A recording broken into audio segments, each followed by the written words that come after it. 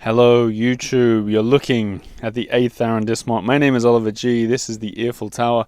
In fact, this is going to be a bit of a different one because we are approaching Olympic area. So you're going to see what it looks like a couple weeks before the Olympic Games begin as we walk on the Pont Alexandre III, the beautiful bridge, across to the Petit and Grand Palais, and then to the Champs-Élysées, the famous avenue. You're going to hear the podcast from the Earful Tower when Lina and I spent a full day in the 8th arrondissement, and we give our recommendations, things that you should find. So it's kind of slow TV mixed with a podcast episode. This whole season is sponsored by LivTours. I asked them for their top recommendation in the 8th arrondissement. Here's what they said. As you get closer and closer to the historic heart of Paris, the must-see sights start to come fast and furious. It's easy to get overwhelmed by cities like Paris where you could spend a lifetime and not see everything. We found that a great way to get a lay of the land while learning all about the history and culture of Paris is to zip around in a TukTuk. Especially for groups of visitors with mobility challenges, young kids or older folks, a TukTuk tour means your group can move at the same pace and see more of the city in 2 hours than most visitors see in 2 days. Thank you for the sponsorship. I've linked to that private tour down in the YouTube description below, as well as to all of the LivTours offerings in Paris and Europe. As for you watching at home, enjoy this look. It's kind of a bit of a time capsule look because it's not going to look like this ever again. These Olympics they'll come and they'll go. But enjoy the walk around the district and enjoy the podcast. Here comes some music from Press Maxim.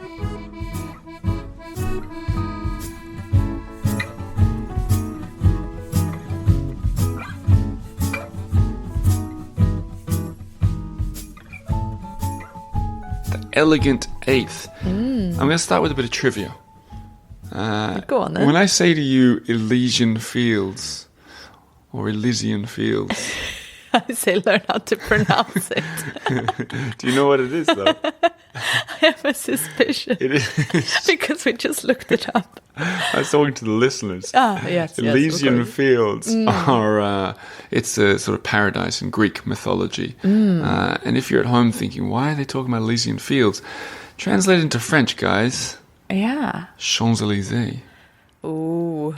Yes. Champs-Élysées. Yes. Which is paradise. Shopping paradise, perhaps. And a huge artery, a huge street that runs through the 8th arrondissement to the Arc de Triomphe. All of this is in the 8th arrondissement. And funnily enough, also makes for the theme music for today's episode from Press Maxim. Let's turn that up a little bit.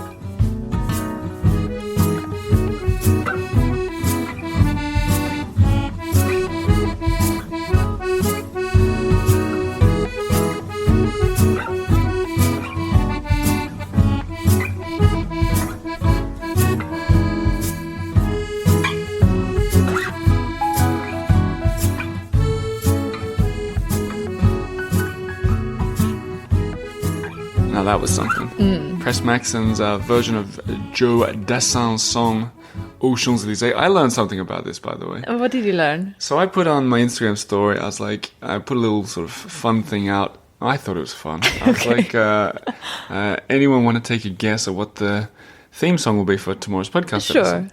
And clue, I'm standing on it right now. Yeah. And I was standing on the Champs-Élysées, and everybody wrote in Aux Champs-Élysées, right? Mm-hmm. But half of the people, and I would have been this half, wrote O, like spelled O-H. Yeah. Or like, or good old Champs-Élysées. Exactly. Yeah. And maybe half the people wrote that. I thought that's what it was too, like, there you are. But the other half wrote A-U-X, which means literally at the, or to the, right? To the Champs-Élysées. And that's what the song is. It's A-U-X. That makes way more sense. Or, I mean, someone, the Elysian Fields. Oh, Champs-Élysées. In any case, whatever. That is, we talk so pleasantly about it. Probably my least favorite thing in the district. Yeah, I don't really care for it. No. Yeah.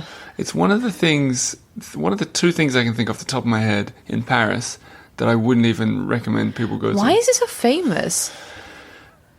Well, it's historically famous. A lot of famous parades and stuff go down there. It is beautiful. Yeah. And the Arc de Triomphe at the end is beautiful. Yeah, it's grand. Yeah, but it's a tourist haven as well. For sure. And I don't know, I think there are more beautiful streets and better places for tourists to go. The other place that I think is I wouldn't recommend that's really popular will be coming up in another episode. There's a clue. But the Champs-Élysées, don't feel you need to go there, everybody. It's all right. Yeah, it's all for right. shopping. What we're going to do is we're going to talk to everybody about the vibe. We're going to tell you about the vibe of the 8th. We both really loved it. And then the sort of second half of this episode, we're going to meet a couple of the key characters. I say key characters, two interesting characters. It's not like it's the mayor of Very the district. different. Yeah, it's supremely different. Yeah. And that's what we're trying to do here, show contrast as well. And then at the end, we'll give our scores, which by popular demand, people want our deliberation on the scores. Uh-huh. We'll talk more about that. Well, you will get it. So first, let's talk about the vibe. Okay. The 8th. When someone says 8th arrondissement, do you think, oh, great, we're going to have a fun time there? Definitely. Really? Yes. Okay. I mean, there's a lot of things to do. A lot of famous places, like the Champs-Élysées. It's beautiful. It's grand. It's expensive. Yeah. A lot of exercise for the old wallet. When I think about it, I think quiet. Yep. Like I think of some of the parks that we're going to talk about, at least Yeah. the main famous park, Parc Monceau. Even the museums there are kind of quiet. I think Yeah. like a lot of old money, big houses that are, you know... It's quiet money. It is quiet money. Yeah. It's not like the neighbours in the 9th or the 7th. Yeah. It's a bit different. For me, like going there and spending, what we did is we spent not 24 hours, but we were there almost sun up to midnight pretty much. My vibe walking around was that it was very clean, really opulent. You said grand, I felt that as Yeah. well. Like even the houses and stuff. Yeah. Very busy in parts, very quiet in others. Yeah. Yeah, they had like, around Champs-Élysées, obviously, but also like those business streets where lots of offices are, where we had, like around where we had the coffee. We'll get to that Yeah. in a second. Yeah. I think we get into it now because we've got interviews and we're going to introduce you to someone. What we did next was kind of cool because we passed the church, and this is kind of the whole idea of this series is we're not just going to the things we know are good, we're trying to explore and find new things too. And I saw this church, I've got it written down, Église Saint-Philippe-du-Roule. Okay. And I'd never heard of it, I'd never even seen it before. I think a lot of people would never heard of it. It was even it was grand, but it was kind of ugly from the outside. Yeah, it was just like a grey mouse. Yeah, it was It sounds very mean, but Yeah. compared to a lot of the grand, famous places, famous churches. Yeah, like Sacré-Cœur Yeah, exactly. or like Invalides or something Yeah. like that. They are amazing to look at from the outside. Anyway, we popped into this one. It was a stunning, beautiful church. And that is such a sort of good metaphor for Paris and the 8th arrondissement, maybe life even. Like that church would have been the showstopper in most cities in the world, but most people have never heard about it in Paris. My point is, if you come to Paris and you're looking for things to do, don't just fill your plans with the famous things, because some of these kind of places are excellent. And that was beautiful stained glass windows, a sort of ceiling dome. Really, Yeah, it was special. really lovely. Yeah, I think that's such good advice. In the distance, I noticed the American Cathedral, and I'm going to come back to that in a second. Because what we did next was we went back to the Champs-Élysées, Yeah. checked the mail, checked out the Galeries Lafayette store. Maybe this is something you can talk about. Yeah, sure. So this is not the main famous Galeries Lafayette on Boulevard Haussmann. Haussmann. No, this is like the cool, trendy little sister to it. Like and a it feels, concept yeah, store. it feels exactly. It feels more like a concept store. It's definitely smaller. It's got like really cool mix of brands. It's funny that you said smaller because still it's enormous. Yes, but compared to the... But it just feels like tighter. A bit younger even. It's fresh. I like it. I think if you do want to go on a shopping spree, go to the Champs-Élysées.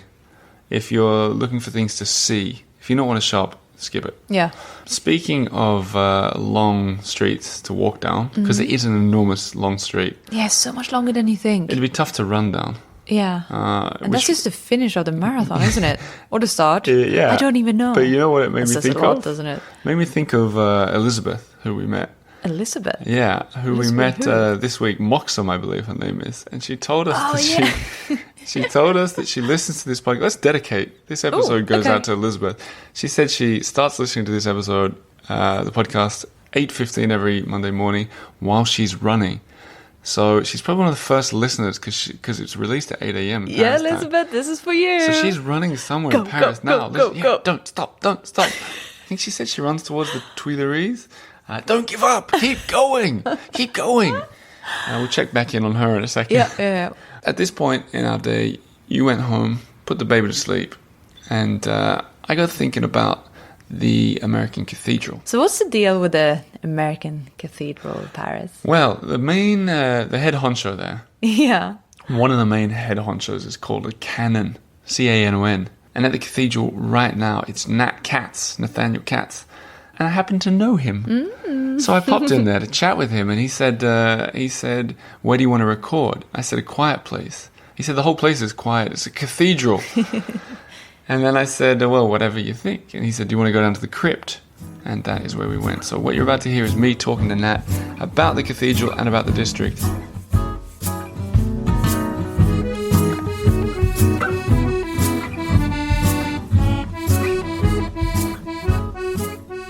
Nat, we're sitting in a crypt. Yep. What is this place? This is actually the space where when parishioners or people whose funerals were happening here at the cathedral died, this is where their bodies would be taken.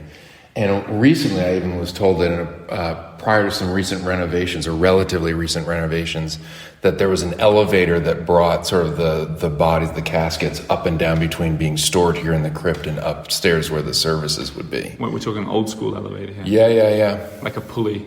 Yeah, for sure. Okay, wow. I bet there's a lot of maybe frightening things below our feet. It could be. We also do haunted houses in here for the kids at Halloween at this point. Yeah. I'll be taking pictures to share so people can get an idea of what it's like. But it's not really scary, is it? No, it's not at this point. Now it feels just more like a meeting room. But it's got a certain quality to it. You can pick up in the sound or something else that yeah. I'm sure our voices It's echoing. not, yeah. Can I raise my voice in here? Is that all right? Sure, why not?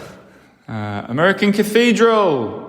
Yeah. Yeah. So you're the canon here. Yep. And this is the American Cathedral. There are going to be people wondering what this means, what it's all about. What's a canon? Sure. Can you explain? Sure. So a canon is just a great churchy title that we have in sort of the Episcopal Anglican tradition that is applied to any priest who serves at a cathedral. So the dean is the head priest of a cathedral, and the canon is a title applied to any other priest that serves at a cathedral. So that's why I have that title. This church has been around since 1886. It wasn't a cathedral at the start.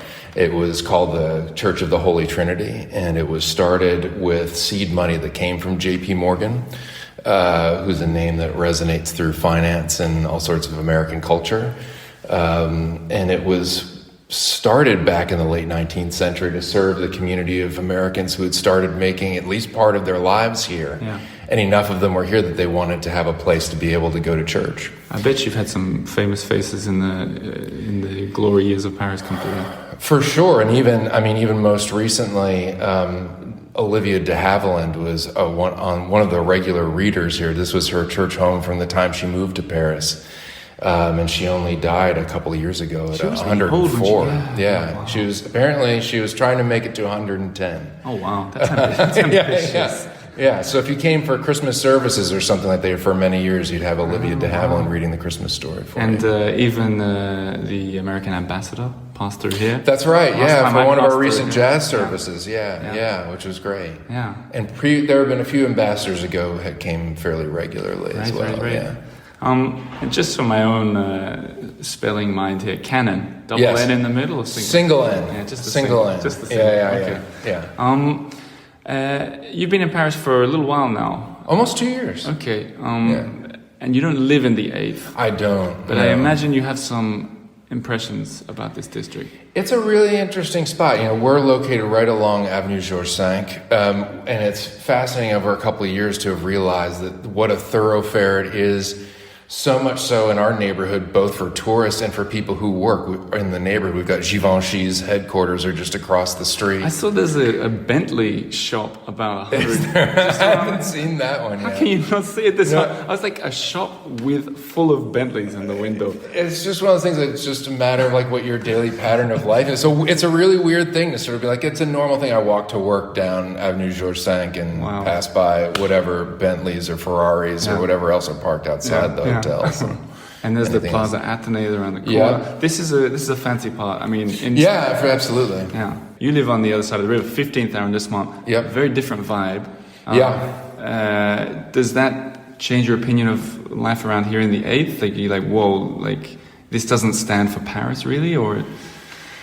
It's a very different thing. But I was lucky enough to live, I consider lucky to live in the 15th, which is sort of like, it's all Parisians who are living there. We have almost no tourists who kind of come through my neighborhood that I live in. Then I come here and it's almost nothing but.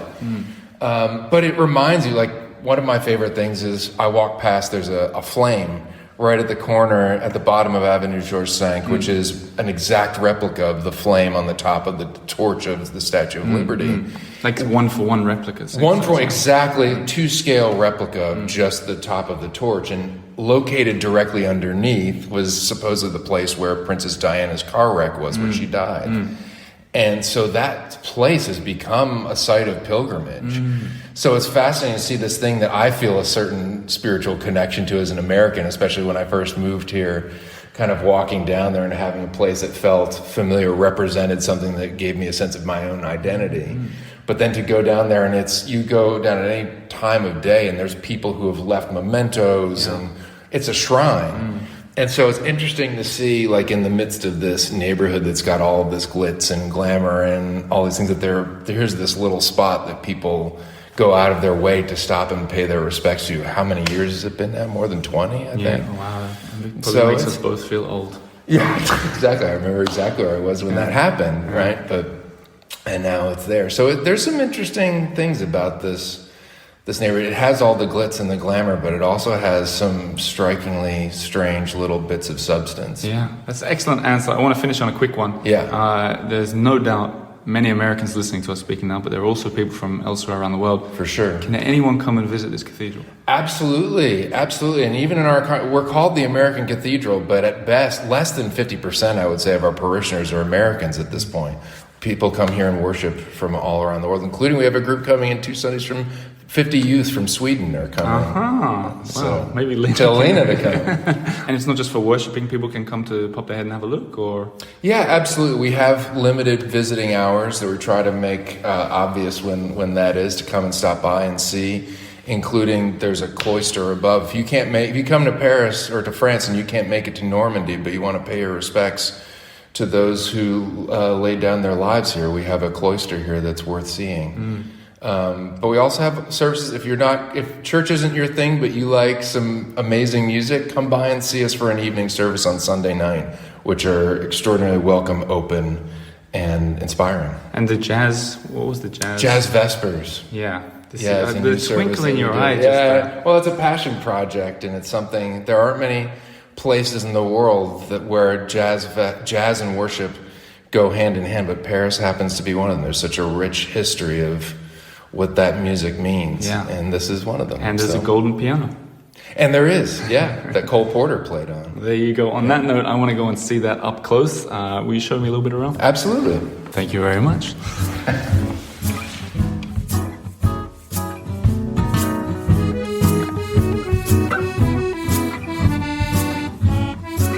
So there you go. Now we've all learned something. Go and visit the cathedral. It's really beautiful. If you've seen Nat, he's even taller than me. You shouldn't miss him, but go and say hello. And that piano, that golden piano, is a thing of beauty. But something I forgot, before you went back with Otis, we both popped into the Petit Palais. Yeah. I forgot about that. Oh, I love the Petit Palais. This is a wonder of the universe. Yeah, it's so stunning. You must go, stop everything. Add to your itineraries. The Petit Palais, I think I've said it on the show before, just a glorious building. It's probably like the best free thing to do in Paris. And yes, it's free. You can you can enjoy and view the permanent collection for free. Yep. And have a little stroll in the internal garden. Yeah, and there's a coffee shop there. Nothing fancy in there. It's just a beautiful The setting is just amazing. I'm learning that people can be a little difficult when it comes to coffee and restaurant recommendations, because guess what? We're all different. Everyone's different. Different tastes. So according to us, I'm just basing on some emails I've been getting. Yeah. But according to me and Lina, we've eaten there before. We've had coffee there before. You're not going to write home about the coffee, but you will about the place. And the place is stunning. Just like the interior, the exterior. That gate is the best. That's the best entrance to probably any building in Paris as well.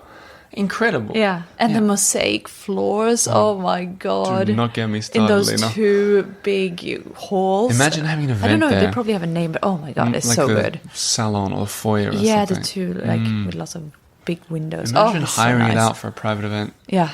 Do you remember I saw that event there with masked people at the front? what's that all I don't know, about? I never got to the bottom of that. Very eyes wide shut. Yeah, yeah. So the Petit Palais, easily the best free thing you can like enter in Paris. Obviously, walk along the Seine or the Marais Montmartre, probably the best things. But like in terms of experiences, add great. that to your list. Now, after the baby woke up, we went and did the photo shoot. Yes. So for anyone new to this... The focus piece. Yeah, anyone new to... This is kind of fun for us too. Anyone new to the podcast, what we do is every week we hire a photographer. Augusta, almost always. Extremely talented photographer. Oh my God, yeah. But what we do is we pay her for an hour. And so we pick the best hour, essentially, of what we think we're going to do. Yeah, we try to pick like an experience. Yeah. In the 8th or the arrondissement. And then that makes up a lot of the photos that you'll see on social media and on the website. And for this one, we thought the best, and also we try and do it differently. Like we don't just always pick the best restaurant, because then we just have 20 arrondissements of restaurants, and that would get a bit boring. Very boring. So what we did this time was like, let's go to Parc Monceau. For many years, my favorite park in the whole of the city. Yeah. It might be Luxembourg Gardens. Yeah. But it's a very nice park. And personal history for me, my grandfather used to sit there when he worked in Paris. So that's kind of special for me too. That's a story I'm not sure I've ever told on the podcast. But Parc Monceau, really beautiful, and she got some of these beautiful snaps of those big columns that are in that little pond, and just the park itself is beautiful. We also went to the Nissim du Camondo House Turn Museum. Another of the wonders of Paris. Oh my God, it's so good. It's like an hotel particulier. So like a private house turned into a museum, and this stayed like a house, and it's beautiful. Yeah, well, the guy, the man that owned it was a collector of decorative arts, and a tragic story behind what happened. Like it went down the family. They were all killed in the Second World War, deported out of Paris, and it turned into a museum. Horrible backstory, but they've kept the house turned into a museum, and it is just it's jaw-dropping. Yeah, I think breathtaking. I think if you've never heard of it before and it's your first trip to Paris, like first trip for Paris, go and do all the famous things. Go to the Louvre and the Eiffel Tower and Notre Dame, whatever you can. Get it out of the way. Second trip plus, this has to be sort of towards the top of your list. Yeah, because it is excellent. It is that good. Yeah, and also the area where it is, it's just right by the. Parc Monceau. Yeah, it backs onto it. Yeah, so it's really nice to have a little stroll there, check out the museum, grab a crepe in the park, sit on a bench and just enjoy. Do the both. And if you're lucky, there's just around the corner, and thanks to Skullman Kenny and Jim McPherson, who both tipped me off, nearby is La Pagode, which is a sort of... it's like a Asian pagoda, right? It's a huge red building. Like it doesn't fit. It doesn't Paris belong. At all. And it's it's right amazing. there, 5 minutes walk from the two places we just mentioned, and it's never open. I never really knew what was in there, but for the past 3 days, it's been open in celebration of something. And both those guys I just mentioned messaged me and said, "Hey, if it fits in with your planning, go and visit this." They'd always wanted to see inside, so would I. As luck would have it, it was open.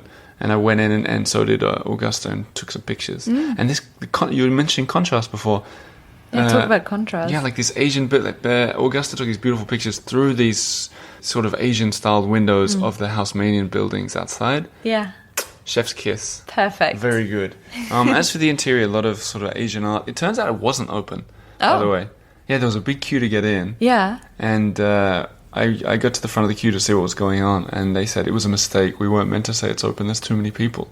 It was like an auction or something. Yeah. The whole thing was wrong. And I said, I'm not going to line up with everyone. I didn't realize that. I don't think I even told you. No. I just said to her, look, can I just pop in for 20 seconds to just see? Yeah. Guys, sometimes it's good to have a baby with you. I Traveling with a baby can be... Yeah. It's like, I'm here with a baby. That's what you said to me. Yeah. You're like, I got in because of him. Yeah, that's totally why I got in. So sorry to everyone who was in that queue. Now, but the good thing is now we've got pictures to share of what it looks like inside.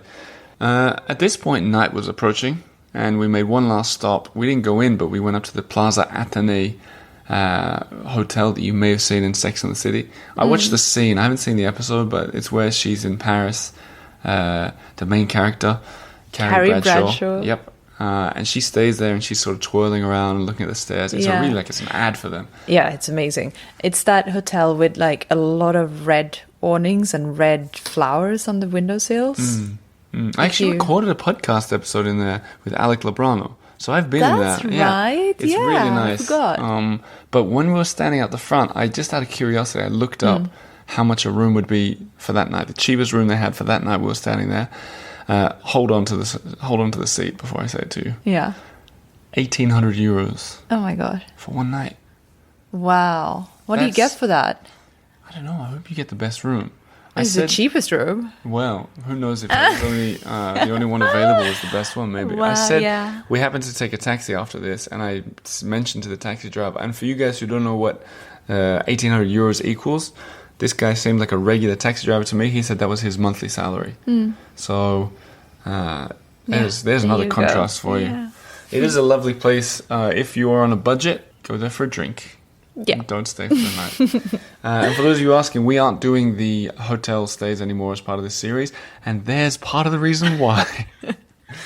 Okay, let's talk about the night and then get into the scores, because we had a really fun night. Knowing that we wouldn't stay at a hotel at all, we had much more budget to play with the dinner. Yeah. And in the 8th... there are so many good options. We almost fought a little bit. Yeah, a little bit. Not really. We just had so many possibilities for this one. And we could do a podcast episode about all the things we wanted to do that we didn't. Sure, that could fill an hour. Yeah. But what we ended on, what we settled on was Maxim's. I'd wanted to go there for ages. Art Nouveau interior. It's so famous. Yeah. The brand as well. Yeah, the brand. It's like in all the tourist shops and all the, you get these boxes with like Maxim's chocolate and it's everywhere. But let's do the pluses and the minuses. How about that? Okay. Because it wasn't a perfect experience. No, it wasn't. First thing, it was, I'm learning doing this show that there's no definition of expensive, because everybody has a different budget. Yeah, of course. You can't call anything expensive. Yeah. But it was easily the most expensive meal we've paid for on this trip. Yeah. We got it's called dégustation. Like a taster menu, Taster menu, yep. Yeah. And it was 5 courses, and it was 120 euros each. Not including drinks. Not including drinks. The people are saying we could get all this comped and get it all for free. The point is we're purposely paying for everything so we can give honest reviews. When you get comped stuff, you give good reviews. And that's it. How many times have you seen someone online saying, hey, we had a free stay here, it was horrible? Yeah. Come on. That doesn't happen. We're being honest. So we're going to take the pluses and the minuses of this place. The pluses... it was beautiful. Yeah. And you can just see the history everywhere. That you taste the history, you smell the history. It's something very special. From the moment you walk in, just the street it's on near the Crillon Hotel. Yeah. Just wonderful. And you go in, it's like dimly lit. It's very dark. Yeah. It's very Belle Epoque. Yeah, it's directly from Belle Epoque. And they've kept it in really good shape. With a lot of Art Nouveau features. Swirly, deep, dark, wooden sort of. Exactly. And the tables are quite far apart, and it's very nicely set up and everything. Exactly. I thought the food was pretty good. I thought it was really nice. I felt like if we were to compare another luxury restaurant we went to, the Trembleu, I felt the food and the experience with the food was way better. Yeah. I feel like it was different planets almost. No, I think this food was still really good here. It was really, really good. But it wasn't like if someone was to say, I want to go for really good food, I wouldn't necessarily say this place. The Trembleu was... It was superior. Yeah, I'd say so too. But the negatives. The negatives. Well, the first thing that struck me, it was that it was dead quiet, which I thought was so weird. You commented on that a lot. Sorry? When we were there, you kept saying, I know, but you Lily really could hear the air conditioning. I could literally hear the air condition, and then But you kept going, I can hear the air conditioning. All the other customers were really quiet too. I know, it's very hushed like a voices. hushed, respectful, kind of feels And a you're little going- bit like you're at a wake. Yeah, You know, it's did. like dark, dimly And lit, a lot of well much dressed. older people there older as well, people, yeah. suggesting like someone Suggesting older had something. died.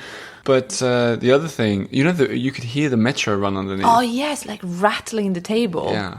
It wasn't that bad, but like with a bit of music, guys, it wouldn't Yeah. hurt. And I feel like especially, isn't it famous for having like these big shows on and like Friday, Saturday nights it turned out, and we went on a Thursday. So if I were to do Yeah. it again, I'd go on. yeah, they Saturday said night. they have live orchestras. Yeah, they had a room. But I mean, you know, it wouldn't hurt them to put a little Spotify on. I'm just saying. It's true. I'm It's just true. saying. I agree with you. Yeah. I think that was a bit of a miss. Yeah. And the metro was, to give you an idea of how sort of shaky it was, we were experimenting. I thought it was funny. I always think it's funny to go to a fancy place where everyone's being very serious, because we're not very serious people. No, we had a lot of fun. We were laughing, Yeah. which is probably to the chagrin of other people. I guess. No, but you meant to have fun. It was a special occasion for us too. Mm-hmm. But it was shaking to a limit, to a level that I was like, I wonder if I put the wine glasses really close to each other, if they'll start making like noises. The other funny thing that happened, And it definitely did. did it? Yeah. Yeah. Okay. The other funny thing I thought about was the waiters were great and they were fun. They weren't used to people joking with them, I think. No, Like, they when we- didn't get. It was Yeah. kind of. They were relieved of humor. Yeah, I think they're used to older people than yeah. perhaps than we are. There was so much food too, and I think we'd eaten too soon to it. And so it was like there's a Seinfeld episode like this, but there's when you got to the cheese course, there was this big block of camembert.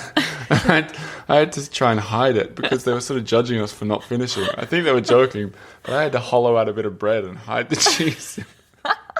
So we didn't belong there. And for all you guys who want to know what I wore to this restaurant, because there've never been so many comments no, about shock why I horror. wore a t-shirt to the Trembleur, guess what I wore? Don't say it. T-shirt. Have some fun, guys. Lighten up. We were very respectable and we had a lovely time. Yes, it was great. I especially loved the like the Belle Epoque like caricatures that Yeah. were everywhere. The bathroom was cool. Probably It had, like- depicting like famous people from Yeah. that era, which I didn't really Well, the bathroom, recognize. But the still. bathroom had mentions of the famous Americans that have been there. In fact, if you're an American, this is probably the district for you. There were so many like Avenue, like Washington, President yeah. Lincoln was there somewhere. Yeah. Anyway, what we did after, to sum up, we went into the Buddha bar briefly. Full disclosure, didn't have a drink because we were so exhausted, but it looked really cool. We walked around the whole place, looked really cool.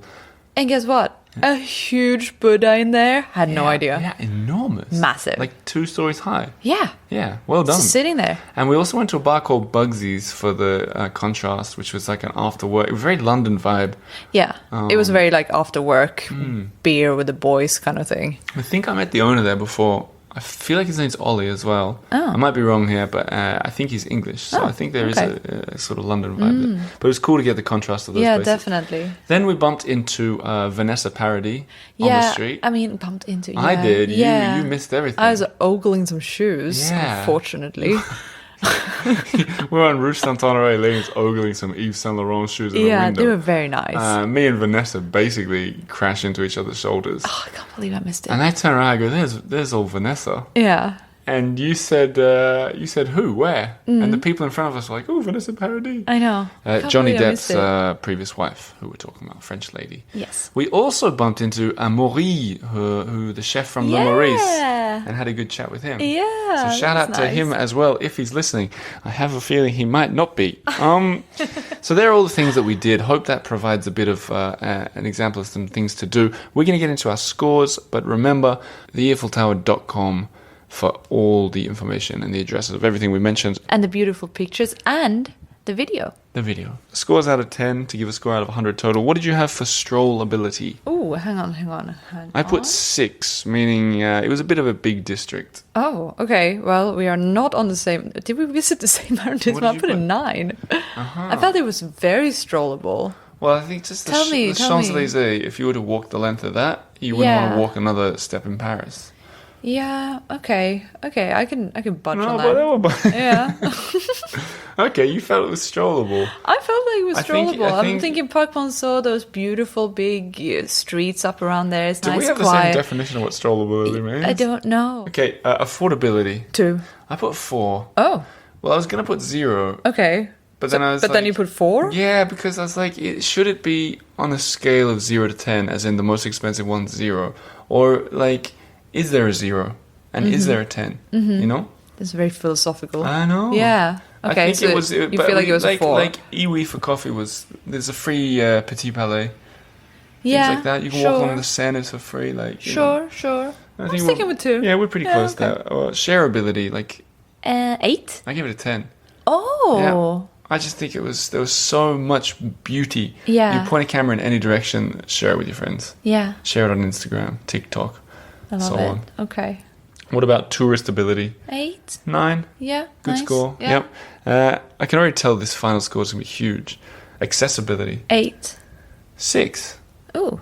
I just thought it, like, you're a little bit out of the center of Paris. And, you know, lifts aren't working the Petit Palais. It wasn't the most accessible. Yeah, I think people were right to skip this section. What did yours add up to total? Well, a whopping 35, which Me is too. not as whopping as last week's. Well, that adds up to 70. And Yeah. the top score we've ever had is 72. So that puts this. Okay, it's probably pretty whopping second then. position. Yeah. Yeah. Well, if it was a little bit cheaper, it would have won out just of a bit. everything. That'll do for this week. We'll be in the 7th next week, and we can't wait to share it with you.